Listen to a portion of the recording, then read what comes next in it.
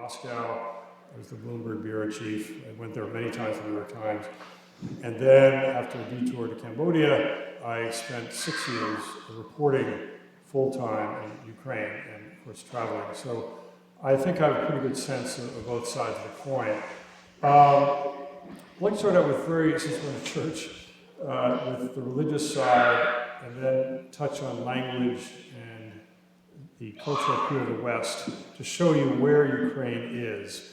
And this was entirely missed by Vladimir Putin when he made the mistake of invading, and largely missed by my colleagues in the Western press who are often based in Moscow or Warsaw and don't really understand what I'd witnessed. Jim, can you come closer and elevate your voice? Yeah, I can elevate the mic, and I'm not supposed to leave this little, I'm on Zoom, so there's a camera somewhere. I'm not quite sure how that works. You can go up about 4 feet. 4 feet. 1, 2, 3, 4. Okay. Susan, that look good in the back? In the Empire. Okay. So here I am, and we're a little closer, a little more intimate. Let's start with religion because we are in a church. In 1685, the Russians bought the allegiance of the Ukrainian church with a box of pelts, of fur sable. And for 335 years, the Ukrainian Orthodox Church answered to Moscow, to the Moscow Patriarch. For various reasons, the Ukrainian Church wanted the kind of autonomy and independence that the Serbian Church has, that the Romanian Church has, that Orthodox Church and the U.S. Church have. It got that, going through all these incredible legal procedures.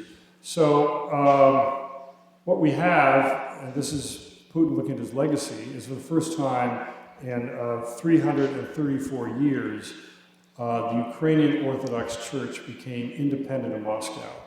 There are several things driving that. One is this long simmering war in the southeast.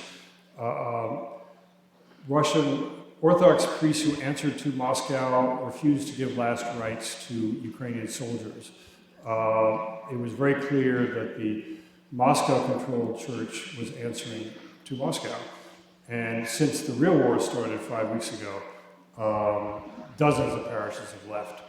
So Moscow has lost about 20% of its parishes. So this is a big deal for the Russian Orthodox Church based in Moscow. And don't forget that the Patriarch of the Russian Orthodox Church, he has an apartment inside the Kremlin. And before the destruction of communism, the Russian Orthodox Church was completely infiltrated by KGB agents. So it's a very state church. There's no question about that. Language is something else that Putin would never understand. Since 1991, all education in Ukraine, from kindergarten through university, by law, has to be in Ukrainian. Now, they've been phasing this in gradually, but essentially anyone under 40 speaks Ukrainian. The people over 40, the so-called Soviet generation, generally they understand it. Sometimes they don't speak it, they're a little uncomfortable with it. But there's been a radical growth in Ukrainian language. And you often have families where the kids will speak Ukrainian among themselves, they might speak Ukrainian to their parents, and when they talk to their babushka, to their grandmother, they would talk in Russian.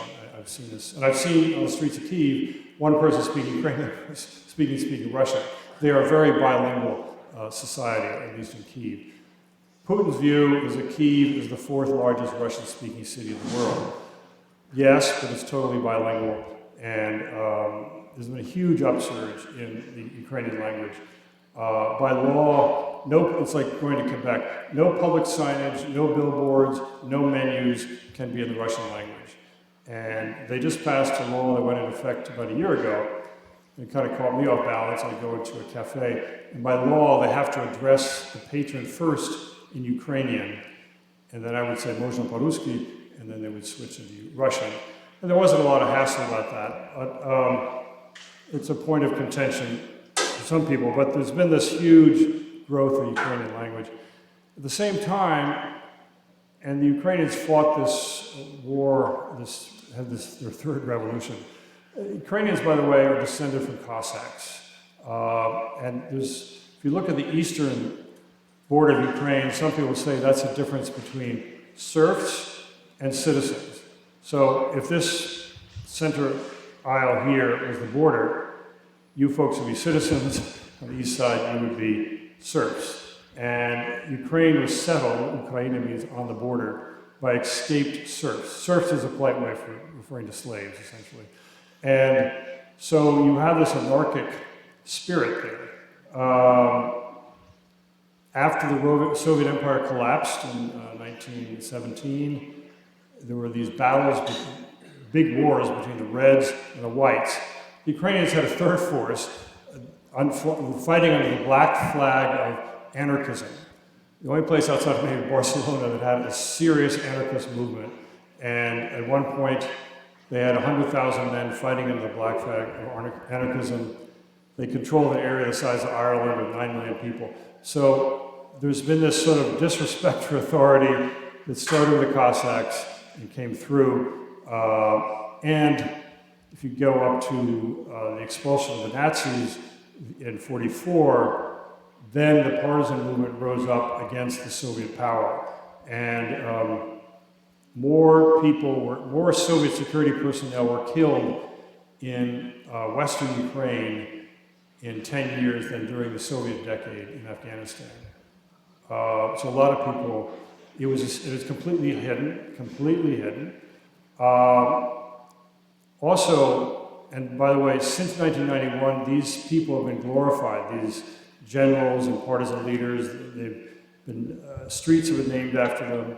A series of movies have come out in the last 8 years glorifying the armed struggle against the Moskal, which is a pejorative word for people from Moscow, against Soviet power, against Moscow.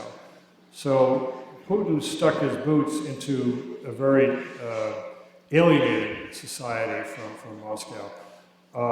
And I would talk to people. When I moved to Ukraine, I thought that my friends from Moscow would come down to visit me. Short answer, no one did. In 8 years, no one ever came. Because, for one thing, they stopped all the direct flights in 2015. So you've had maybe 8 years of no direct flights between Russia and Ukraine. And increasingly, the Ukrainians were oriented towards the West. About 4 years ago, they wanted visa-free access to the EU. And that set off a huge boom. There are now 1 million, before the war of 6 weeks ago, there already were 1 million Ukrainians working in Poland. They're very welcome. And so for the average Ukrainian, when they think, where are they going to work? They think Poland, they think the EU. Where are they going to study? If they can afford it, they're going to Krakow or Poland or somewhere. Where are they going to have fun? They're talking about, young people are talking about Berlin, Krakow, families that take their whole family to Rimini in Italy, because no one needed a visa. You just drive across to stay for 90 days. So there was this huge reorientation towards the European Union. They also have a sort of a common market with the EU, and so increasingly, the EU definitely has displaced Russia. Russia had already fallen to about 3rd place in terms of Ukraine's trading partners. In fact, China trades more with Ukraine than with Russia. So all these traditional alliances, if I were to talk to someone who's 70 years old in Kyiv, that man or woman would have visited Lenin's tomb, would have been to Leningrad, now St. Petersburg. Their children and grandchildren definitely not. I mean, just like, why would I ever go there? We're at war with these people. So the other part of the orientation of the West is a root and branch decommunization of society. There's this fascinating process called Leninpad. Pad means fall, as in waterfall. Leninpad was the falling of Lenin statues. In 5 years, 1,300 Lenin statues were taken down. There are now only 2 Lenin statues left in all of Ukraine. Ukraine, by the way, is twice the size of California. It's a big, big place. And those statues are up in Chernobyl, which is a sort of Soviet theme park for tourists. So all the Soviet place names, May 1, Collective, all the street names, all those were changed. Any street name, place name that was associated with the Soviet period has been taken off the map and legally changed. So it's been quite a change. Then the army. I think most of us here in the room, I would imagine, people use the word outside of Ukraine, they talk about civil war with these two separatist areas. That's nice, but the way Ukrainians saw it was that they were under attack from Russia from 2014. So they've been mentally, psychologically, completely prepared for this. They see these separatist areas as funded, armed, and led by Russians in the Russian army. So they have been psychologically prepared, and the polls show this, that 70% see this as a Russo-Ukrainian war, and not as a civil war. Now, let's look at the Ukrainian army, which we read about every 3 hours on our smartphones. 200,000 men and women are very important, and they are battle-tested, 8 years in the trenches. You know, the trenches in World War I were only 4 years. They've been facing off against these Russian-led units for 8 years. You've got 200,000 veterans, reservists, maybe 250,000, and then this territorial defense. I got an email this morning from Mike Tappan, a friend of mine, who's, I think, in North Carolina, and he does one of these executive search companies, and he said, well, I have been in touch with my Igor, who I know, his business partner. I think he's joined the army, and when you join the army, you don't make cell phone calls. So there's been this amazing mobilization. You've seen these photos of lines of people outside recruiting stations. They can't handle the volunteers. We all know, and one reason we're here today is to donate to the refugees. And yes, 10% of Ukraine's population has left the country. Probably about 1/3 have actually moved out of their houses. But 4 million have gone out. 400,000 men, mostly men, have come back to fight. They were already working in Poland. They had no obligation to come back. And so you've had this reverse migration of the men coming back to defend what they see as their country. The Ukrainian army, before the war, had 10 times the tanks of the British army. 10 times, 2,300. We think British Army, well, the British Army, I'm not going to cast shade on them, but the Ukrainian army was the second largest after Russia, the second largest army in Europe. And it was in that state because they knew who their enemy was, who was even bigger. They're also backed by really amazing IT. Ukrainians have inherited this Soviet legacy of STEM, science, technology, engineering, mathematics, and they're very good at IT, and they've developed these over-the-horizon missiles that, you could set a missile up at the bypass and take out the monument without people at the Curtis Hotel knowing what had happened. They are shoot and scoot, shoot and forget kind of missiles. And that, and I'm going to get into talking about the war, we may be seeing the last war where there are a lot of tanks involved, because the U.S. has supplied Javelins, the Brits have supplied these Swedish-made LAWs, light anti-tank weapons. And for $20,000, you get a missile that can take out $1 million tank. And so if we go back to Afghanistan, in 6 weeks in Ukraine, 4 times the number of tanks have been taken out, Russian tanks have been taken out in Ukraine than during a decade in Afghanistan. I've got the numbers here. The what are called APCs, armored personnel carriers, same number. In 6 weeks, the Ukrainians have destroyed the same number of armored personnel carriers that it took the Mujahideen 10 years in the 1980s in Afghanistan. Artillery pieces about the same. And then fixed wing, which would be bombers and jets, they've taken out about 150, which is 3 times the number. And that's where the Stingers are coming in. And now we have the Slovaks moving in the Soviet S-300 system. And then the real kicker is that depending on what your numbers are, we believe that over 17,000 over 17,000 Russian soldiers have been killed in 6 weeks in Ukraine, which is well over the 14,500 killed in Afghanistan.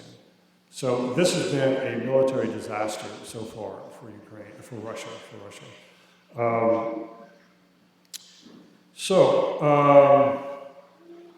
Let me just get a little drink of water here. I think some of you have maps. Some of you have maps. Susan kindly handed out maps, okay. And there'll be a quiz tonight. So what happened? And before I get into the war, I'd just like to say that some of you in the audience probably invest money. And I lived in Moscow, and there were these wonderful Russian-speaking London School of Economic bank analysts, and all the Russian-speaking ethnic Russian bank analysts missed it and cost the Western world probably about $500 billion in investments. I mean, the Russian stock market has been wiped out. The Russian bond market has been wiped out. Half the reserves have been frozen and will be confiscated. So there was all this thing, oh, but, Yakov, he speaks such wonderful, and he's from there, well, let's listen to him. No, don't listen to him, because he can't think outside the box. And then we say, well, how long do you think Putin will last? Oh, I can't talk about political risk. Well, what's happened in Ukraine is political risk and disaster. So just be careful of where you get your information. That said, 400,000 Russians have left. There is this sort of pro-Western folks in Moscow, and 400,000 left in the first month. Putin's probably happy. I mean, he doesn't want to have these troublemakers, and they've gone to Georgia, Istanbul, or something. Before I get into the war, what has happened I mean, it really is a turning of the page. We're talking about, what do we call it, a new Cold War, it's a new era. And I think the most striking one is Germany. 2 months ago, Germany said, we'll sort of freeze this Nord Stream pipeline, which would have rendered Germany totally dependent on Russian gas. The Nord Stream pipeline cost $11 billion. It goes from near St. Petersburg along the seabed of the Baltic, and it happens to come up, makes landfall in Angela Merkel's home district. So a little secret message was that she was turning her home district into the gas hub for Northern Europe. What's happened in the last few weeks? That project is dead after years of debate. Germany, the economic locomotive of Europe, has said, the new government, the SPD government, and they're from the Ostpolitik, the let's be nice to Russia camp. The new government of Germany has promised within 2 years we will no longer import coal, oil, or gas. This is an earth-shaking development for Russia, which depends heavily on gas sales through pipelines. So we're entering really a different world. Very scary for Russians, because I challenge anyone here in the church today, what Russian products do you have in your house? Aside from a bottle of Stolichna vodka, is your car Russian? I don't think so. Is your cell phone Russian? Is your watch Russian? What do they sell? They say oil, gas, iron pellets. And Europe is their #1 purchaser. So Russia is heading into terrible problems with this. And these sanctions, and I've been following sanctions for 15 years, these sanctions are the stiffest that we've seen anywhere in the world. So Putin, by invading Ukraine, has united Europe into the toughest sanctions you can imagine. The president of the EU, Ursula von, whatever her name is, lady, was in Bucha yesterday. The Prime Minister of Britain, Boris Johnson, was in Kyiv a few hours ago. I don't know how they say he flew in, I don't know how he pulled that one off. The world has really changed. There's real European and NATO is on a mission after kind of in the wilderness for 30 years. And even Finland, which studiously pursued neutrality and tried to get along with the Soviets and the Russians. The Finns are on the verge of joining NATO. And if the Finns join, probably Sweden will join. So what has Putin achieved? He's lost his number one gas, he's losing his number one gas market. He's been hit with amazing sanctions. In 2 weeks, 300 major Western companies announced they were pulling out of Russia. And it's not just IKEA, which is important for the Western middle class. I'm talking about Exxon, BP, Shell, you name it. They're all pulling out. In the Divest Against South Africa campaign of the 80s, it took 12 years to get 200 Western companies on board. This happened in 2 weeks, 300 Western companies. And any company still in there is very much on the defensive. So that's where we are now. I'd like to look at the little maps, talk about where we are. Essentially, Belarus is sort of an absorbed into Russia as a Russian protectorate. It's no longer independent. Lukashenko, who stole the elections 2 years ago, only survives because Putin props him up. So Putin placed a lot of troops in Belarus, and that was something he'd never done before. And there are a lot up here. So they came down from the top. They came down from the north. They came down fast and furious. They actually landed. One thing I'll credit the Russian military planners, the only thing they did right is they really knew the geography. They were landing at airfields I thought I only knew about. They were sort of obscure, but they had the maps and they knew where to go, and they were bombing. And they landed in Gostomel, which is the Antonov airport. And these were the elite troops. These were not draftees, these were sort of Spetsnaz types. And they landed and got into Gostomel. And the idea was to open up the airfield, control the airfield, and allow big air cargo planes to come in. They met huge resistance, quote, unexpected resistance for people who hadn't been in Ukraine. And they lost.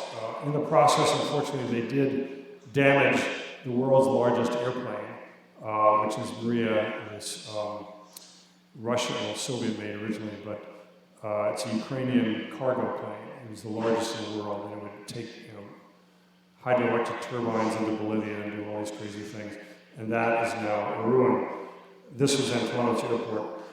But they came charging down, and it's kind of like during World War II, where a rogue Nazi tank got within about 2 miles of Red Square and then turned around. They came down what's called Victory Pobieda, or Ukrainian Peremogha Avenue, and were sort of battled back, and then they dug in, and the rest we all pretty much know. The atrocities, there's several ways of looking at atrocities. The Ukrainians have started referring to the Russians as the Horde. The Horde is obviously a pejorative word, and it goes back to Genghis Khan and the Mongol hordes who came in from the east and just sacked everything and destroyed things. And we have video of Russian soldiers back in Belarus shipping mink coats back to their wives or whatever. I mean, when they were occupying, they were going apartment to apartment, stealing stuff, looting stuff. So that would imply a lack of discipline. Then we're all shocked at people with their hands tied, people were tortured and murdered. I'm not going to justify that. I'm going to explain it. That they were afraid. They could not trust anyone. They thought that the Ukrainians wanted to be liberated from the Nazis. On the Nazi thing, by the way, Ukraine has the only elected Jewish president outside of Israel. The defense minister is Jewish. The chief of staff is Jewish. It was a multi-party election, and 73% of Ukrainians elected a Jewish comedian, who has risen to, who is not a great president for the first 3 years, but has risen to the moment. And who actually said last week, I think Ukraine's future is to be a big Israel. And what he meant in that context was in terms of self-defense, national defense, and protecting their borders. The Putin thing, calling them Nazis when they denazify Ukraine, plays into the kind of the stereotypes that people watch these war movies about Ukraine, and it's a buzzword that is very important to Russians. But what he's really saying is, I want to de-Westernize. That just isn't so catchy as denazify. I want to break the attachment of Ukrainians to the West. And there was a very chilling manifesto published in RIA Novosti, which is sort of a news service, which when I was there in Moscow was a liberal news service. And this guy said, we have to exterminate the Nazi element. We have to murder the journalists, murder the town councilors, sort of up and down. We have to select who are the opinion makers and leaders, and we have to kill them. We have to clean out Ukraine. And so one could call that a genocide, of course. So back to the battle. The Western press underestimated the Ukrainian spirit to fight. They were surprised, but more importantly, the Russian soldiers were surprised, and they were severely beaten back. So now it's called, they're withdrawing, they're repositioning, whatever. It's called a defeat followed by a retreat. In very simple English, just think defeat, retreat. Putin is from the prison yard. He only respects force, and he will only, he's looking for a military advantage. So this is not a repositioning to bolster the peace process. What he's doing is setting up what could be the largest battle of our century, which is already the 21st century. He's massing thousands of troops on the eastern border and into. So he's come around here, and he's besieging Mariupol. Mariupol. And if you read today's Eagle column I wrote, I visited there, and it was a perfectly nice city. It's now a Stalingrad. It's just been totally leveled. And people say, well, it's going to fall. Well, maybe it won't, because there was this phenomenon when the Ukrainian soldiers were surrounded at Donetsk airport in 2014-15, and they were grudgingly given the nickname by their opponents as cyborgs. These guys will fight until they die, and they will fight very hard. And for them, a bombed-out building is just as good a place to be defending your position as a standing building. So don't rule out, don't fall into this trouble, oh, Mariupol is going to fall. I don't see that. I did see today that the Russian troops have been chased out of Goliath. It's called Goliath. It was a city founded by Potemkin. It was a shipbuilding city. So we're shaping up, and this is why the local authorities in the southeastern region said to all civilians, get out, get out, get out, get out. And they were all massed 2 days ago at the Kramatorsk railroad station where I've been. And 2 missiles came in and killed 50 people. And what's creepy is that written on the shell of one of the missiles is for the kids in Russian. Now, we don't know whether that was, I assume that was written at the missile base and not after it landed. But it was deliberate attack on a civilian concentration. So the civilians are trying to keep getting out. We're beefing up on both sides. Russia is increasingly desperate. They've lost a lot of their top soldiers. I mean, some of these units in Ukraine lost up to 40-50% of their soldiers. And so, Putin is lying as usual, saying he's not going to bring in draftees, but draftees are not very useful. The draft just started April 1st. These guys don't know what to do.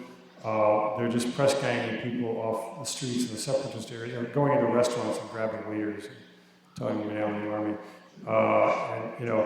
And there have been a lot of these quote offensives coming out of the separatist areas where the Ukrainians have just kind of mowed them down. I mean, it's really pathetic. They're bringing in troops from these statelets, Abkhazia, Syrian mercenaries. I mean, they don't speak any Russian. I mean, what's their advantage, really? And it really, to me, if he's trying to bring in mercenaries from Libya and Syria, he's kind of scraping the bottom of the barrel. These people have zero incentive. They're just there for the money. And meanwhile, the EU is offering bounties for every Russian soldier who surrenders. They will get, I think, refugee status in the EU. So the morale is very low. And last I heard, the Ukrainians had actually captured 1,000 Russian POWs. There have been some POW exchanges. So it's, I just go back to the beginning days of World War II in June, July of 1941. Something like 2 million Soviet soldiers surrendered. We think that they're really hot fighters, but they're often, if they're not motivated, they aren't, and they didn't want to fight for Stalin.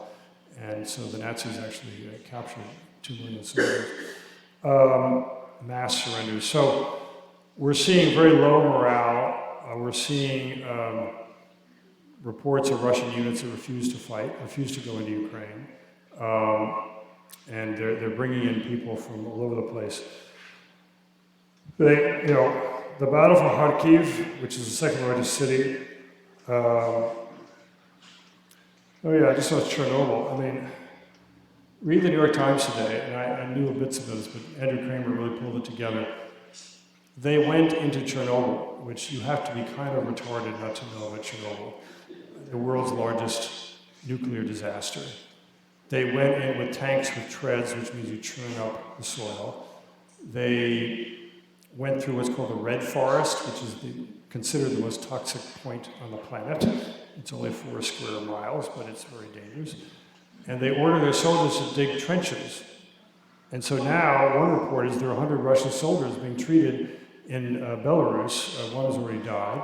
How stupid can you be to charge through Chernobyl and kick up all this radioactive dust? I've been to Chernobyl twice, and each time you wear masks, even better than the ones you have there, real masks, and the tour guide will show us dosimeter and explain how it works, and so he's walking around, and they have these paths you go on, which are safe paths, and it's a big tourist attraction.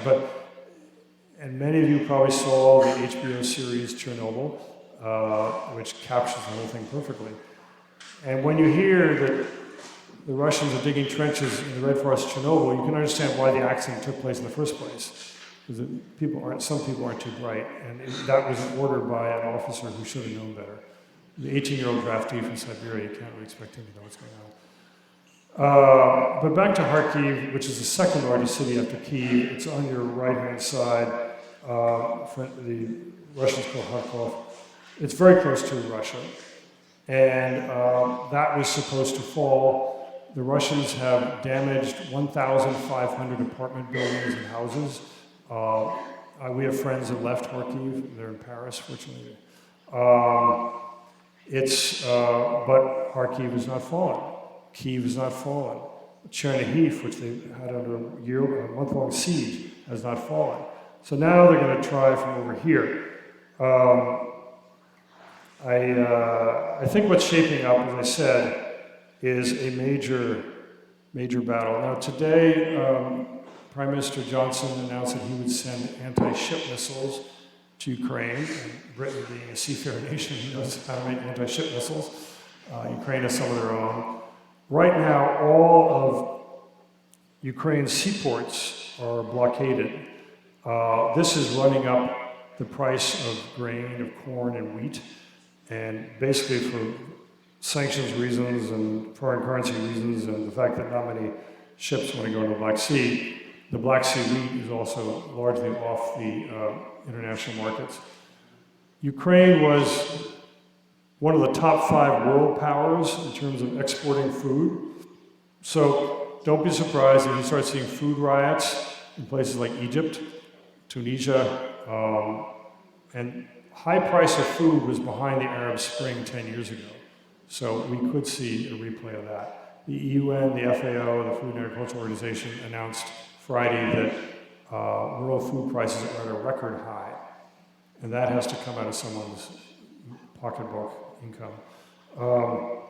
So the anti-ship missiles, this is something else you might see in May, well, even this month, which is breaking the blockade of the ports. Now, there's been some mining, and some demining, but I would not be surprised if you start seeing more and more Russian Navy ships sinking. One date to keep in mind is May 9. We mark Victory Europe Day as May 8. Because of the time difference, it was May 9 in the Soviet Union. So that is a big deal, especially for Putin, who kind of lives in the past. So he wants to have a victory 1 month from now. Today is April 9.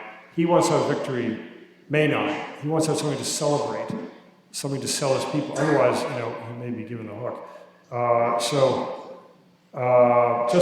This is going to be a pretty confrontational week, almost entirely in southeastern Ukraine. One thinking is that he already controls about half of these 2 southeastern oblasts or regions, Donetsk and Luhansk, and he may want to push his lines out to the Soviet-era borders of these 2 regions, and then he can call that a victory. But if he stands up for the Russian people, claims a victory, where has he been bombing? He's been bombing in Chernihiv, 80% Russian speakers, Kharkiv, 90% Russian speakers, Mariupol, the little Stalingrad, which had 500,000 people, that is 98% Russian speaking. So he's been killing the people who theoretically would be his supporters. He's killing his electorate, so to speak. And if they're not dead, they're moving, and they're very bitter about Russia.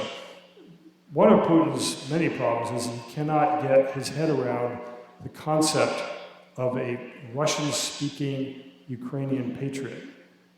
He thinks that if you speak Russian, you want to answer to him in the Kremlin.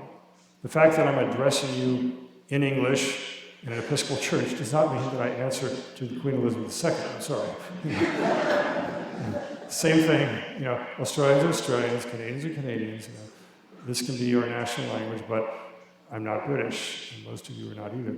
So he doesn't understand that, and he may be understanding it a little too late, that in these, quote, Russian-speaking areas, people will fight like hell, essentially, against his troops. And don't forget, they've had 8 years to look at the Russian occupation of these areas. And what do you see there? You see press censorship, well, too bad. No free elections. They're run by gangsters. It's kind of entertaining. They're such gangsters that actually kill each other because they're fighting over the alcohol trade or tobacco trade or something. So no free press, no elections, and gangsters in charge. And then for the people who don't get the message, they have torture camps. They have a place called isolation, which is holding about 200 people. We know about this because during the beginning of Zelensky's presidency, he was trying to negotiate with Putin, and they did swaps of prisoners. And so these people would come out of these underground basement camps and tell in very graphic language what they've been through. So, and for each person who tortured, 100 other people know about it. When I was in Kyiv, I never knew anyone. The only people I know is a friend of mine who was an observer for the OSCE, which is the observer group. No one ever went into those areas. The only reason why someone would go in would be to pull out their grandmother or something. And they knew that was a risk because they might be captured and called a spy or something. So for 8 years, Ukrainians have had a lesson in Russian occupation. And so when the real war started, they wanted absolutely nothing to do with it. I saw one poll where 98% of respondents said they were opposed to being taken over by Russia. How can you occupy? How can you control a country? You know, I think the Nazis had 100,000 soldiers in France.